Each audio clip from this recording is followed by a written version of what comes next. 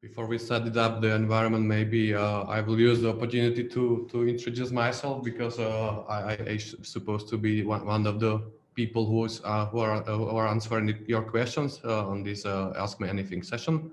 So my name is Stanley. You didn't meet me yet. I'm VP of Engineering in Kiwi, very closely cooperating with JK, who is our CTO, and me and my colleague are basically responsible for whole engineering from how perspective. So we with our teams are building our product, and I guess now the Volodymyr will share the slide screen. You can start asking your questions. We are here to answer anything. I'm not here alone, so if you also have some questions to other speakers, we have also JK and Petra here, and also approximately half of our speakers from today. So feel free to shoot anything. Okay, so I will ask question we had recently from Dmitry on this talk. Thanks for the insightful overview. Do you think users are coming to Kiwi.com for the difficult routes or the interlining, and the hard work behind it is invisible to the customers, and they use Kiwi.com as a platform for tickets comparing and booking? This is question to you, Petra. Yeah, thanks. This is the one that we skipped actually on the talk because it disappeared, right? So look, like it's both, right? Some people actually come to Kiwi.com and they are actually comparing what are the best options for them. They are using the white searches, for example, for either dates or date ranges or even the areas. And they are checking like what are their options basically, and some of them then book at Kiwi.com, some of them go to carrier and book directly with the carrier. That's the reality. However, where we would like to go, and that's more about like where we really want to go for the future, is that we will persuade the people that it makes sense to book with us, and that our product is better than to book than booking directly with the carriers. Price being one of the things I was talking about, that we would like to get at least to the same level as the carriers or lower. So that would not be anymore the reason why to leave Kiwi.com. But many more. Some of the features I was talking about also within my presentation. Cool. Thank you. Do you react, or how quickly do you react to various threats to remove the connections or to offer alternative routes? Do you monitor weather, strikes, conflicts? Yes, I can take this one. Of course we do. We monitor basically everything, and in our history we already have a couple of very interesting stories of earthquakes, volcanoes, and all the disasters which could happen. We had experience with almost everything. We react kind of quickly, and it always depends on how the actual emergency looks like, and we are deciding how to treat them. Of course, we have some basic processes in place after these years, but sometimes like something new what you didn't expect to come also here. So we are somehow like proactively or reactively treating all the emergencies. For kind of business as usual, what we are dealing with is also like day-to-day changes and basically schedule changes and cancellations of routes which are already bought. And for this, we have like a whole ecosystem. I will say like approximately 40 to 50 services and a couple of teams which are around this ecosystem, which are basically dealing with schedule changes and with cancellation and offering alternative routes and etc. This is kind of complex problem for us. One of the most difficult, because as you know, we are combining carriers which don't cooperate each other. So all the changes in flights for us is not like easy change to go to the database and basically change one field. It's the whole process behind when you are changing one flight, for example, Ryanair, and replacing with some alternative. You need to take into account like the consistency of whole order. You need to take into account what was additional ancillaries and everything binded to this. So it's really not trivial problem for us, and we do react, and there is whole magic behind. We like challenges. I can maybe add to this that from the moment that search team gets the order to filter some impacted zone or impacted area out of the search, it can be gone in 5 minutes, including the setting up manually. Exactly, like all the information we have, we already have processes to react very quickly to stop the fire at the first place and then start treating what was affected. And we also have weather guy in our company as well. That's actually cool. Like I think a lot of communities don't have like really we have position of weather guy who actually like helped a lot in many cases and was able to predict a lot of possible like impact which we were able to mitigate sooner rather than later. So great kudos. Okay. Let's move to the next question. Let's jump to the next one. Question to Tobic. Thank you a lot for your presentation revealing the internal career path. Do you have training programs for new starters, or you hire ready-to-go engineers? In your opinion, what is the best approach to train junior developers? All right, hey, thanks. I'm happy that you like the presentation. About the training programs, no, we don't have anything like that. Like as I said, we started a year ago, so there's everything is like kind of new. And we have a lot of plans how to make it better.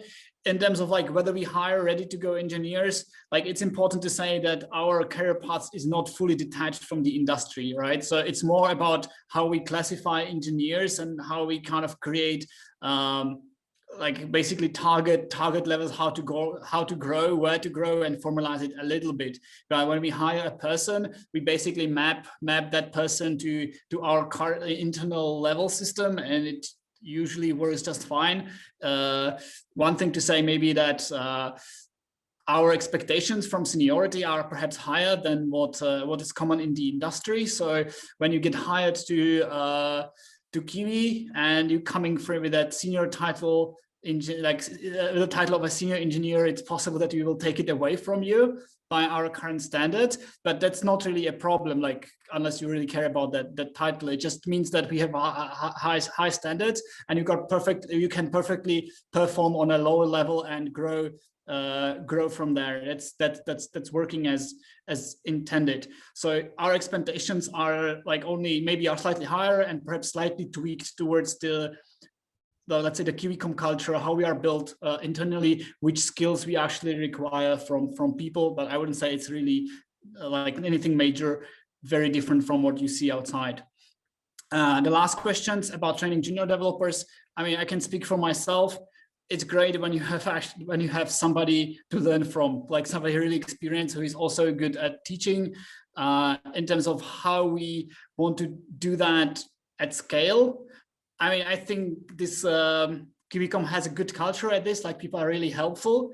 They are used to sharing knowledge. So I think this part actually works well, and there's no, not much we can do better in this regard, but we do explicitly reward that through the skills, through our through a career framework. So like on, let's say on L5, there's an actual requirement that, like not a hard requirement, but it's kind of expected that if you can, you upskill people around you and you mentor them. So it's basically encouraging what's already happening and rewarding that with some, let's say, some official ways. Hope that answers your question. Thank you, Tobic. Let's go to the next question from Michal. How do you handle so many currencies? Does it generate any revenue stream as well? How do you mitigate the risk of frauds there? Do you plan to accept Bitcoins? Stanley, maybe you? I can maybe start. Petra, can you take this, please? Yeah, I was just about to unmute myself. So look, Michal, there are quite many things. Of course, yes, as you say, or as you are stating, we are actually handling quite many currencies, and as of course, like we are dealing with the fraud and the prevention of fraud. I would not disclose here more details, but if you really are interested in this, I would I would advise to apply for one of our fintech roles, because I think that there is actually the full world of very interesting information there, and you would be able to uncover all these in more details. Okay. Thank you. I would just add that we have, like, again, two big teams, one in engineering and one in finance, which are handling with this. Also not trivial problem to solve, and especially routing. And yeah, Bitcoin, probably. If the industry will do it, then we'll probably do it, but let's see.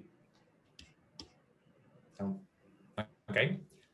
Another question, it's for Alexander. Do you have some machine learning or AI solution in place already? If yes, can you tell us where and how does it perform? How big is your machine learning or AI team? Yeah, that's a very good question. I mean, machine learning is a broad field, and there are, let's say, I mean, everything from, let's say, linear regression to very, let's say, sophisticated neural networks is machine learning considered these days. So if you take all those methods into consideration, we actually have quite a lot of machine learning in the company. But we have a couple of prediction services, for example, in place. They predict whether a customer is, for example, likely to be interested in an ancillary, in a specific ancillary, for example. How does it perform? Well, we always measure in terms of business outcome, and I can't go into the specific numbers, but let's put it that way. If the business case wasn't positive, we would not be running those models. I think this is how we approach it. How big is our machine learning team? I will not call it AI. From my perspective, AI today does not exist, so I will rather stick with machine learning. It's pretty small. So we have currently about 4 or 5 data scientists in the organization. But this is actually one of the reasons why I joined, to grow actually and to drive the adoption of machine learning where necessary. I think it's not so much important about actually how big your team is. It's more about how do you scale your efforts. And actually, I would be happy if we can actually keep the team small and actually bring machine learning to the fingertips of, for example, all the engineers in our organization. But because ultimately I don't believe in that, let's say, you can scale through people, but much more through platforms, and you scale then through platforms actually skills. And this is how I would like to go about it. So in the future, I would like to see that actually all the engineers that we have in the organization will be at some point and to some extent be able to actually build and deploy machine learning models with the help of experts for sure. But I personally would like actually to keep that team as small as possible. Okay, thank you. Another question we have from Michal: how often can you apply for promotions? If there is a rejection, when can you try again? Tabik? Yeah, so we have biannual cycles. So basically every 6 months we allow people to apply for a promotion. If you get rejected, you can start you can try again in the next round. Maybe I guess the follow-up question would be like, why only twice per year? Isn't that limiting? Basically the idea is here that this allows us to actually put people next to each other and compare them. It's also simple organizationally because we put together the committees and we actually we have dedicated time to discuss these people. This wouldn't work if we did that every month for just one or two persons. And finally, like one of the reasons why this actually makes sense is that, like, as engineers, we don't grow that quickly. Like, we need time to obtain the skills, and the career framework requires to demonstrate the skills over a non-trivial period of time. So if you get rejected by a promotion, we don't find it lucky that you will fix it and demonstrate it sufficiently in 3 months. So that's how it works. Okay, thank you. Another question. What is the hardest challenge do you see for the data flow at Kiwi.com? It's probably for you, Alexander. Yeah, it's for me, but I guess also Stanley can actually talk about it in terms of, for example, search and how we do search. I mean, I think one of, let's say, the challenges that I see is was on my slides actually, that we actually get the data producers and consumers directly to touch. I think indirection is always something that you need to prevent. So this is one of the challenges, get producers and consumers actually to work directly with each other. And then I think we are still a very fast moving company. So we're constantly changing our product. We're constantly changing our data structures. So to keep up with those changes, to preserve the knowledge, how data has been actually generated over time is, I think, a major challenge for us as we're moving that fast. So if you want, for example, to build a machine learning model and you need to have, let's say, a certain amount of data at hand, let's say 2 years of data, then actually so much happened during those two years. And I'm not just looking now at COVID. I think it's more, let's say, company practice to break things and move.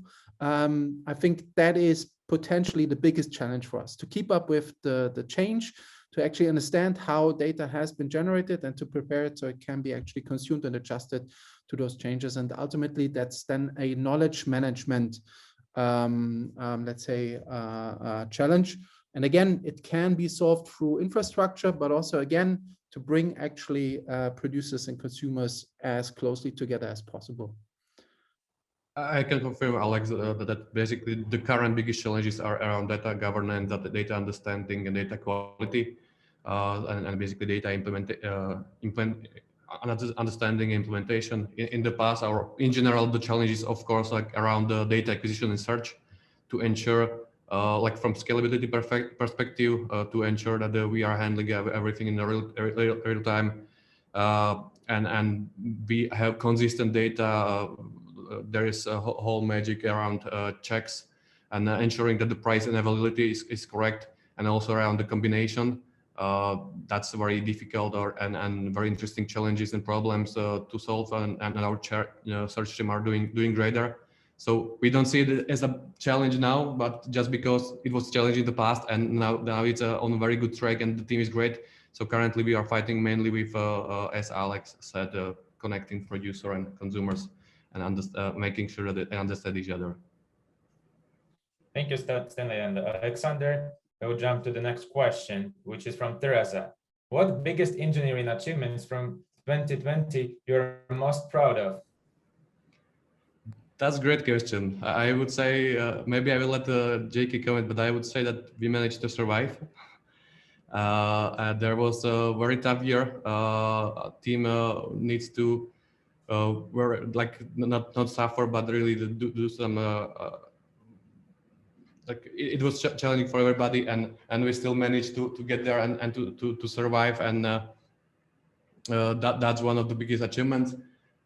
Then on the other hand, it also pushed us to do things which we maybe wouldn't do sooner, around the agility, around the measurements, about the fixing some processes and bringing a lot way more predictability.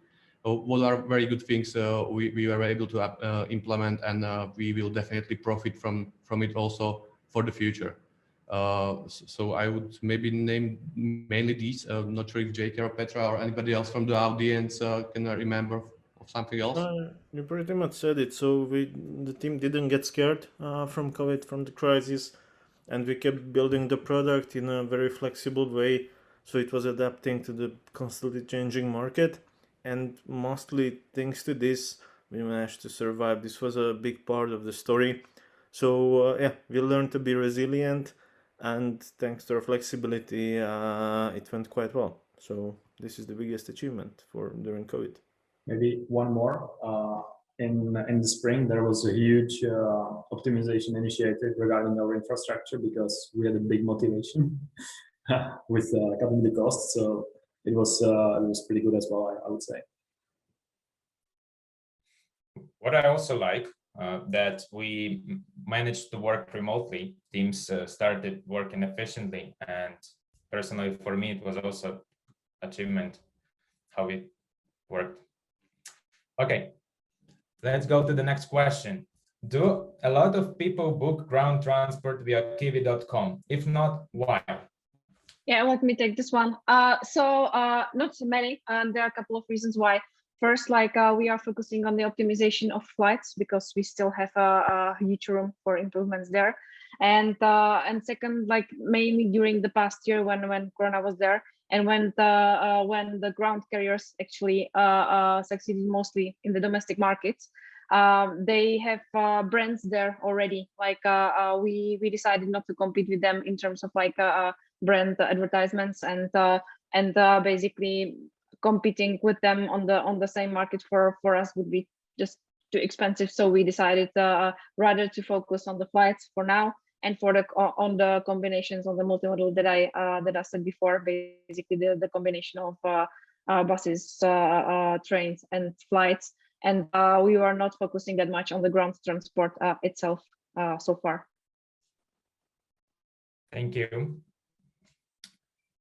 Okay, we have questions. How are machine learning approaches being used at Kiwi.com now, and where do you see the future of machine learning in travel?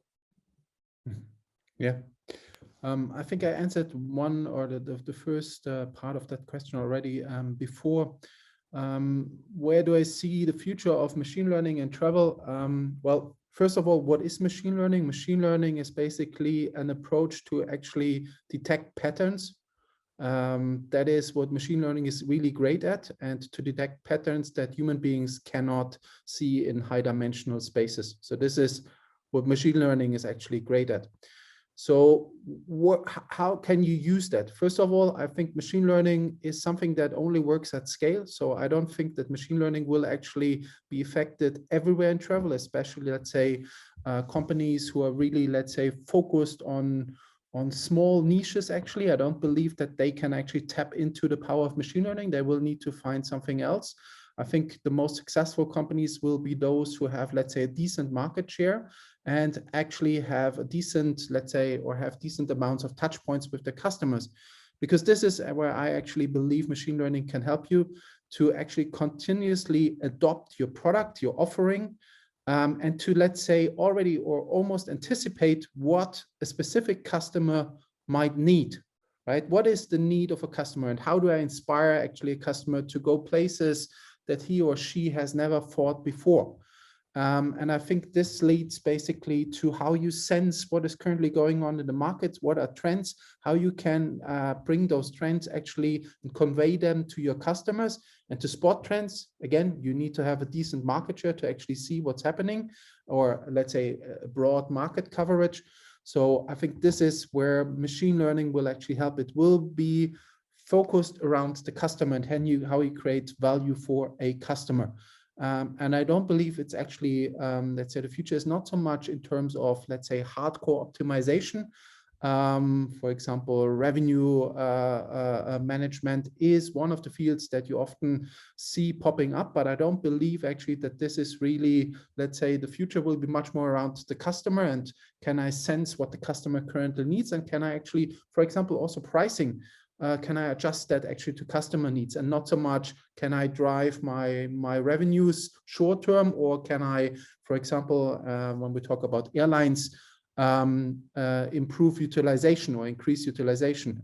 It will be about personalization. I don't think it will be about hyper personalization where each and every customer gets, let's say, a very, very unique offering, but it's about spotting what certain customer groups are looking for. So customer centricity, I think this is where machine learning, especially in travel, because it's going to be very, very, let's say, trend driven, will contribute the most. I can agree more in general, definitely, as Alex said, personalization. And to answer also the first part of the question, currently it's being used mainly around pricing, of course, and in the near future we see other areas of like complex problem where machine learning can help. Even either we are talking about the payments and a whole ecosystem and managing all the currencies and the payment flows, or prediction of delayed flights, schedule changes, cancellation, and everything. So there is many places in Kiwi where we can use machine learning. We are planning to somewhere we are already using and the ultimate future is machine learning 2.0, how we can name it, as Alex said, not just like using data, but using data in like from completely different perspective of like speaking about context, and a little bit of predicting and navigating what customer want, and being like very like do real personalization. We also mentioned that machine learning is also used in some kind of inventory optimization or enhancement. I touched that a little bit in my presentation regarding Sales Backend, so I encourage you to check it out later.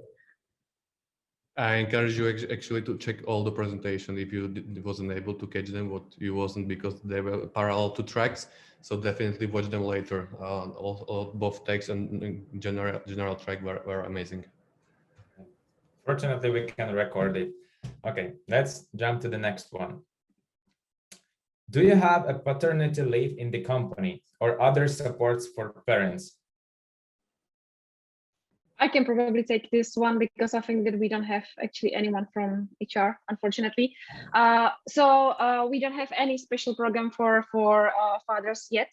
However, there is a TQVcom program that is actually taking care of both mothers and fathers actually, and they are building a program that is supporting parents, being that, for example, for people on the maternity or paternity leave and working part-time and preparing some sort of like workshops, learnings, and mentorings.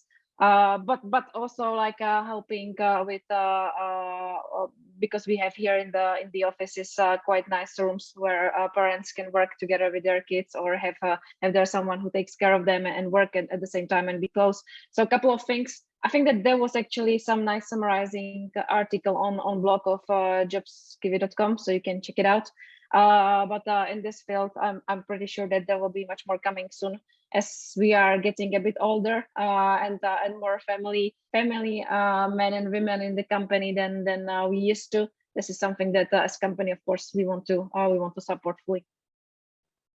Thank you. What is the biggest difference between the culture of working and the nature of data between Kiwicom and Flixbus? That's an interesting question. I can only give you my very subjective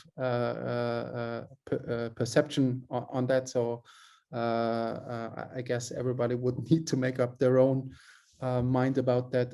For me, I think and that's actually one thing that I really enjoy at Kiwi, is that Kiwi has always considered technology to be at the heart and soul. So JK being one of the founders, and that the product is basically based on technology. I think that's something that is very, at least to me, very unique at Kiwi. And I don't think that you will find actually a lot of those, let's say, very tech-driven companies in Europe. It might be a bit different in the US, but you know, you don't need to be a fan of the Ubers and the Lyfts of this world, who let's say dive or dwell on the bright future. I think using technology and actually having, let's say, a healthy and sustainable business is something pretty unique. And I think Kiwi, especially in Europe, is one of the, let's say, companies that takes tech really to the heart of soul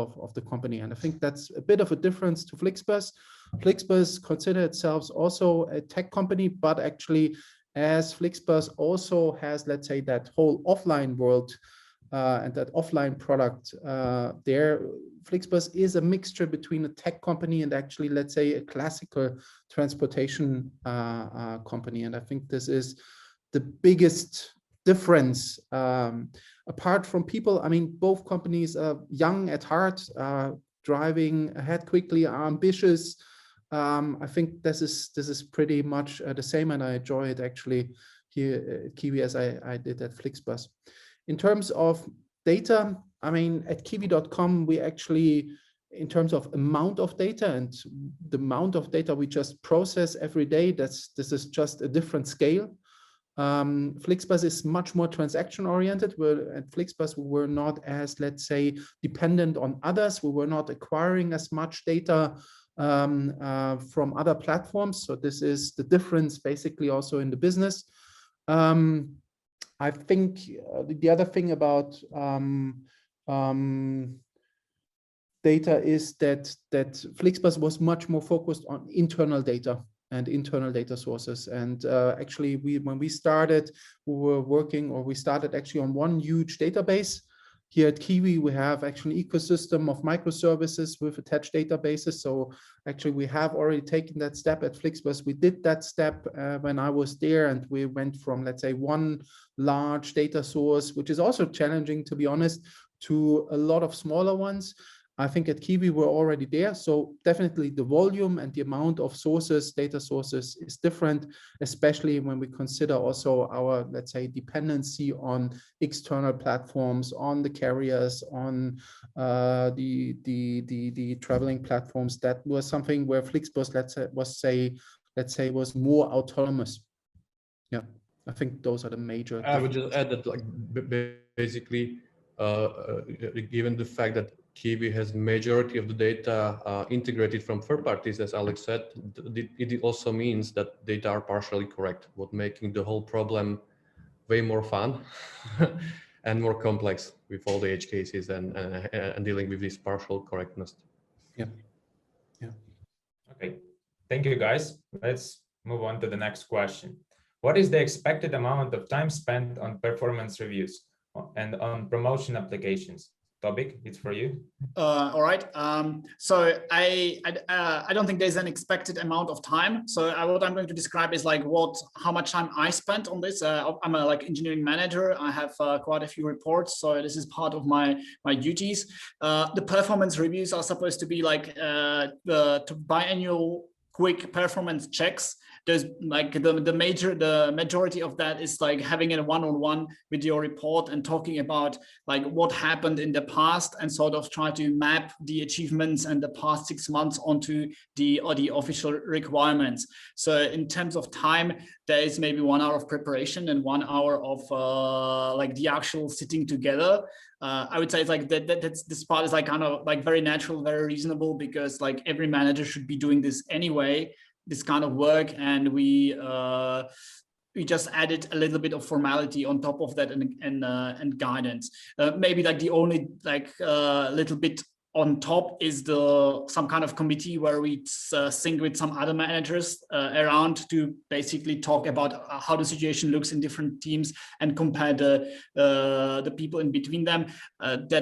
That's like basically a meeting which can take a few hours. We spend maybe 10-15 minutes on a person. So I think that's pretty reasonable. I mean, that's a statement. It feels reasonable for me. Regarding promo applications, I actually had 2 candidates this round, and preparing the promo rationale, which explains the track record, that can be pretty demanding, as you actually need to explain to the rest of the company why that engineer meets the expectations for that level. So it's a few pages of text which needs to convey certain message. Maybe I spent a day in total per one rationale. I have no idea about the others. Some work faster, some were slower. It's definitely a skill that we need to get better at. And then the promotion process. There's obviously some preparations when the committee members need to read the rationales and then actually talk about those in meetings. That's a bit more heavy. I won't give you any number. It actually happened these 2 weeks, and I'm tired.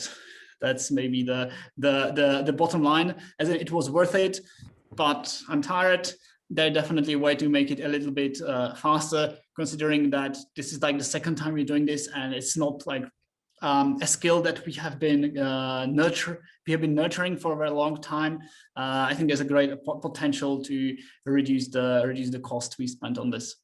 But I'm mostly speaking for myself in this regard. So this is something that we obviously need to have a discussion in a broader completely context. copy that. Again, maybe add a little bit more. We will continue in simplification, definitely. Sorry, G. Maybe we can add a little bit more as another engineering manager. I pretty much agree with most of the topics said. I would just add one thing that it's also puts on us a little bit different mindsets about understanding how the promotion should work. That we have some company standards about which level should be like. and the manager should make sure that he will continuously work over a longer period of time with these reports to get the opportunity to prove their qualities. And the bar is high, but every promotion is well deserved, I would say. Yeah, and maybe just to add on the process, like as Tobik said, we started just some quite short time ago, and with each iteration we are actually improving and learning from that. So it's not like whatever is now in place, it's set in stone, and that we are not going any further. I think that this is actually quite typical for us, that when we launch something, we don't really aim towards perfection, but rather learn on the go and improve with each iteration, collect the feedback, and so on. Thank you. Let's move on to the next question. What is the main focus for Kiwi Engineering for upcoming months? I can start if you don't mind, JK. I will start. So it's very simple. It's find out what's the right thing to build as next, build it, verify your hypothesis, and repeat. So this is a consistent process. We need to improve over time, and once we stick to this and learn to do it really, really well, then that's the way how we build an amazing product, which is the end game. So this is it. Learn a routine. I would maybe like be a little bit more specific. I see 3 pillars there. One is definitely people perspective, because last couple of months was really tough, and now we need to focus to pay the debt and focus on our people, and basically rebuild the team, and again bring more fun to our work, because we love the fun. The second pillar is definitely technology, architecture. So we will be speaking mostly about a huge focus on data, and also trying new principles in architecture. We are considering to implement a switch from microservices to the next level of event-driven architecture. We actually had also talk in tech track. So if you are interested, check it out. Ladia Radon had a speech about this. And last but not least, from product perspective, we need to switch from a little bit reactive mode from where we have been in last couple of months to more proactive, and keep continue doing more self-service features, and basically making whole travel easier and more seamless for the customers, basically via our technology and hacks. Made the experience for people who are using our products seamless without problems, and eliminate as much as possible stress from the travel experience, which is stress at the end of the day, as you can. Okay, thank you. Thank you. The next question: are people who are good at hacking sites like Kiwi.com, for example, fintech frauds, relevant to join you? Very relevant. JK, do you want to comment on this? Yeah, so basically hacking is a mindset where you need to learn constantly. That's all what this is about. So I believe Kiwi is the right place if you have this kind of a mindset. So yeah, it could definitely be fun and interesting. And you can get all the answers to your payment questions, Michal. Yes, and actually, like we are on both sides. Also, like having part of the team, or having teams which are protecting ourselves, and also the teams which are need to maybe hack something. So definitely relevant. Send us a message. So come to join. Check jobs.kiwi.com for open positions and apply. We're glad to see you. Next question. Question for Tobik. How different is the engineering culture of Kiwi.com to the Google one? What do you like at Kiwi.com more? This is a tricky question. I didn't leave Google because I was unhappy there. I was actually very fond of that company. I would say something that Alex said before, like Kiwicom is a tech company, it's a tech-driven company, and so is Google. So there is very much of the same DNA shared between them. One of the differences is that Google is like 15 years older or something like that. So many things that we are solving right now are already solved at Google. And maybe one thing that is good about Google that it preserved that's, let's say, the startup culture, which is like normal here at Kiwi, but you wouldn't expect it in 20-year-old company. In terms of like, what do you like at Kiwicom more? I like, even if I had chance, I wouldn't come back to Google. I have way more fun here. It's I have more, let's say, more opportunities. I've met some really great people, and it somehow feels like a bigger adventure for me. So I would stick to that. Okay, thank you. We have questions from Alejandro. What are the must-have concepts or knowledge that you have to know to get work in Kiwi Engineering team? I can take it. Of course, it's very much depends on the position when we are talking about hard skills, but where I think we are all aligned and what we require for the old position is basically to copy somehow our culture and values. And one of the most critical things is being a problem solver, being initiative, proactive, being somebody who loves the technology, innovation, and also product. Ideally, somebody who is passionate traveler, who love to travel and who love to also use our product. It's a completely different story when you are working on something what you are really using, and when you're just working on something what you don't have opportunity to use. Last but not least, we are also checking on all our interviews if you are a team player and if you are cooperative, because in Kiwi we value team and cooperation above everything. Like without the team, it's very hard to innovate fastly and basically build such a great product in this fast pace. So for me, like this is basically what I'm mostly checking. I'm not sure if Petty or JK or anybody would like to add something. No, that's a pretty good description, yeah. Okay. I will pick a different question. We don't have yet Martin. Maybe he will join us a bit later. So let's stick to the question from Katerina. Do you track the success of all connections on your interline trips? How often are connections lost? Yeah, so let me take this one. Yes, of course, we track the success of the connections or of our virtual interlined itineraries. And let me just say that basically we are trying to optimize the connections and the time that is needed for specific airports or routes. For the numbers, I don't think that it would be actually anyhow useful for you now, as now the traffic is completely different than pre-pandemic. But it's not often to make it short.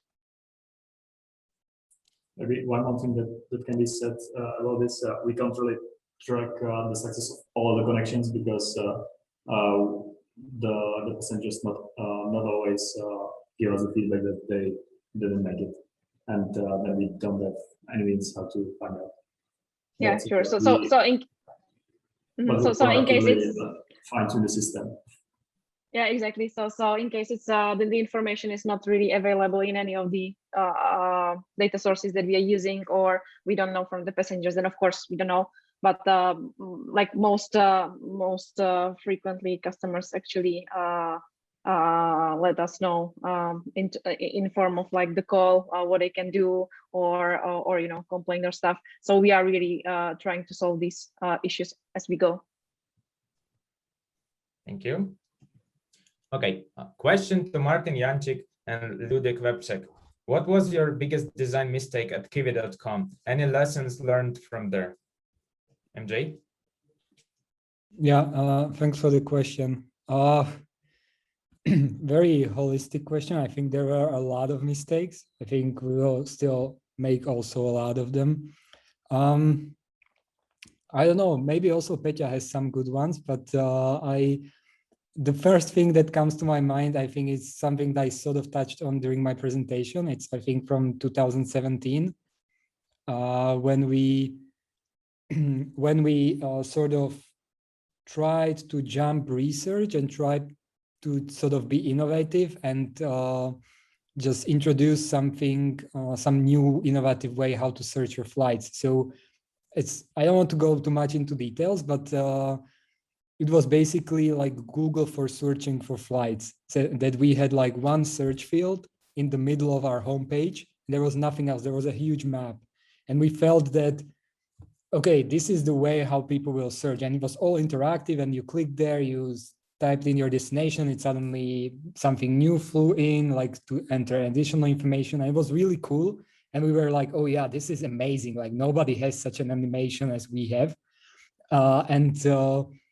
Yeah, then as we started, we then actually took research into it, and we started testing with our users. And we found out that we spent so much time actually doing this, and then nobody from the users, they had no idea how to actually find a flight. They were so confused about all the animations and all the fancy stuff that they didn't know how to like navigate themselves in such a new UI, which is not very typical, right? Like now, basically, if you look at our UI now, it's sort of a search field, which is very similar to even our competitors. And there's a reason for that. And we tried to be innovative and introduce something which was completely different. And probably for designers, it was very cool. But for actual people who want to search for a flight, this was really something they couldn't comprehend. And I think the biggest lesson learned from that is, well, we actually also have a huge support from our CEO for this. And he was quite excited about it as well. So we actually even built a prototype, like real front-end prototype connected obviously to our backend and so on of it. And it was quite expensive since we already developed parts of this. So the lesson was, I think, for all of us that, okay, we need to really think more, iterate more in design, and really make sure that we're building something that helps people and solves some real problem. Because this, I think, was more of a, let's do something which is cool and different from everyone else. And it was quite costly for us in the end. So I think the lesson for us was, okay, let's not try to do innovation as like, let's do evolution step by step rather than change everything we have.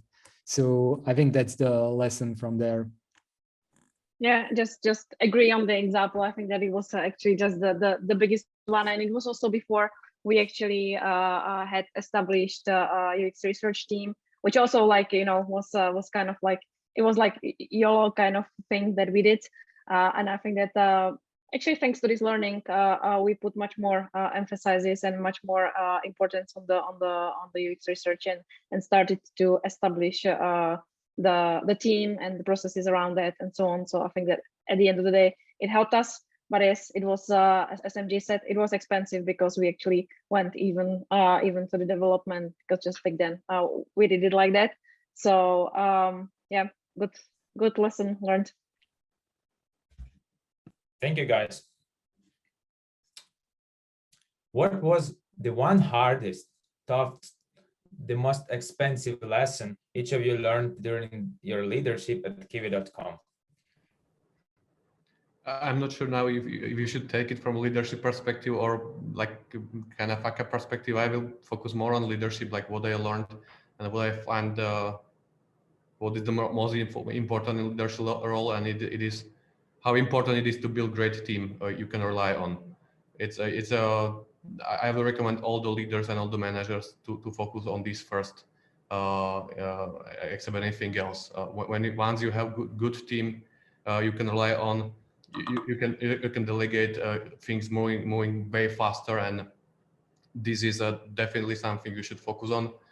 And maybe I would add also how important it is to learn how to share the proper context. Once you don't want to tell people what they should do. You are hiring very smart people. They know what to do. You just your role is just to share them proper context, and they will do usually way better than you do. I'm not sure. It is actually leadership question, so I maybe ask the other people on the panel so how they see it. It's about building the trust both ways, right? Like what you mentioned, basically. So I think that that's pretty important components in the relationship. And for me, like I agree, and I would say that for me, what was hard at the beginning was sharing feedbacks, both like unpleasant and pleasant ones. Because for the pleasant ones, we often just take it as something as like for granted that just should be there. So we just don't mention it. But it's good actually to do that and praise the people, right? And the same for the unpleasant feedbacks. I think that this needs to be actually shared even more. And it's not about like that the situation is awkward or unpleasant, but it's like something from which people can learn something. And that's actually at the end of the day more precious to them than just hiding that or just like kind of considering that the person actually knows about that thing. So I think that it's pretty important to learn how to give constructive feedback and at the same time how to accept it. I really like Radical Candor book for the feedback. It helped me a lot in order to provide proper feedback and to be transparent. And remember, in leadership and management, explicit is always better than implicit. Yeah. Maybe one more thing. Never underestimate your people and don't be afraid to delegate stuff. Yeah, it's also sometimes important to say no. Thank you, guys. Let's move on to the next question. Have you previously accepted the junior developers based on attitude and culture fit, even though they may not have all the required experiences? Yes, we did. We also were doing the internships programs, and we actually, I remember one which we did like maybe 4 years ago, and currently the guy is level 6, what is engineering manager and very promising, very talented one. When you really know how to, when you have this good gut feeling that you really spot the talent, definitely worth to invest, especially when you have team, when this person can thrive. So especially when you have group of seniors around who can take him or her under her or his wings, definitely worth. Many times attitude, passion, and ability to learn and being open-minded and self-aware is way more important than particular track record or experience. Cool, thank you. And we have this question over here. How much do you pay for the payment fees? Michal, you should really consider applying for fintech position. You are asking very great questions, but I think we don't want to say on this audience how much we are paying for that. It's business knowledge. I think I would be even punished if I would say to this audience. Yes, but definitely looking forward to speaking to you during the interview process. So please do apply. Okay, it seems we have no questions anymore. Like, guys, you have the last chance to post something. Okay, no questions are appearing. Thank you for joining the event. It was a pleasure for me to moderate it, and please follow the code.kiwi.com in order to not to miss our future events and to join them as well. Thank you for being here.